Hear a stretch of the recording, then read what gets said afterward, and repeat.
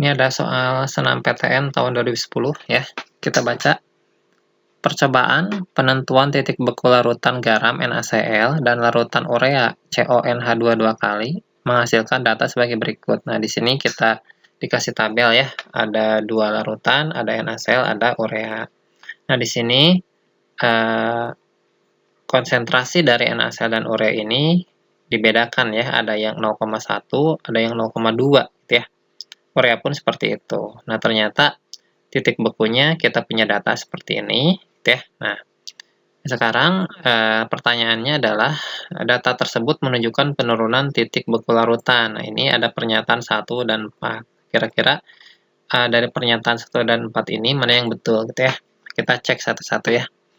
Nah, karena di sini kita harus menunjukkan data penurunan titik beku larutan, maka kita harus cari ya dari sini, dari titik bekunya, kita cari penurunan titik bekunya.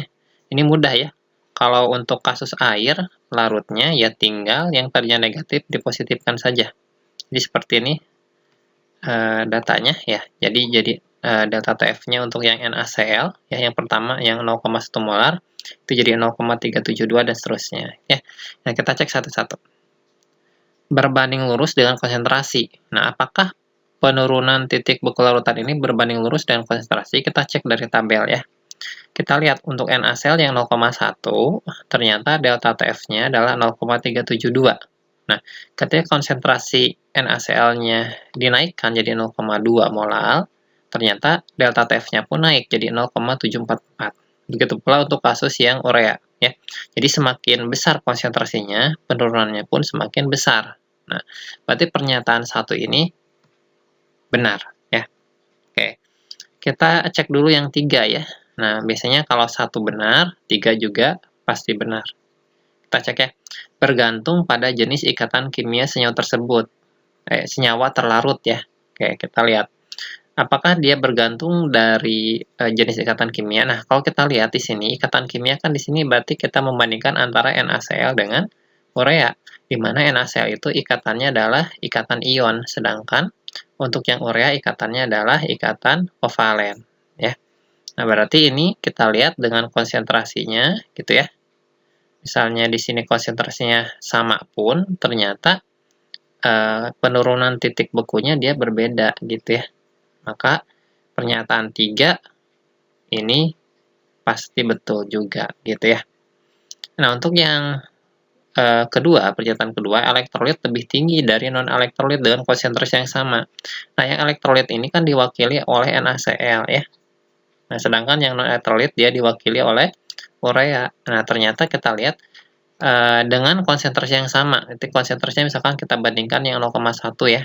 Nah, ternyata dia nilai penurunan titik bekunya dia berbeda. Berarti ini menunjukkan bahwa jenis elektrolit berbeda, maka penurunan titik bekunya pun akan berbeda, gitu ya. Dimana yang elektrolit lebih tinggi di sini ya. NaCl coba kita lihat ya, di sini 0,372, di sini 0,186. Berarti elektrolit lebih tinggi. Begitu pula konsentrasinya sama di sini ya.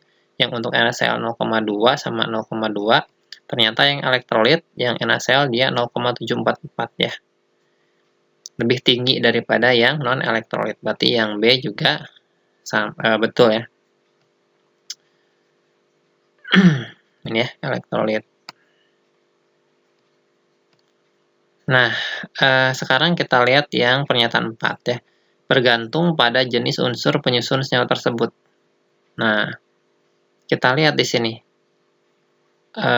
Jenis unsur penyusun itu menentukan jenis ikatan sebenarnya gitu ya. Untuk NaCl kan penyusunnya ini Na itu logam, Cl itu non-logam, berarti dia ikatannya ion. Nah, ketika urea itu C non-logam, O non-logam, N non-logam, semuanya non-logam, dia ikatannya kovalen. Nah, berarti bergantung juga pada jenis unsur penyusunnya. Gitu ya. Berarti yang pernyataan 4 juga dia betul. Nah, berarti karena jawabannya semuanya betul, maka jawabannya adalah yang E.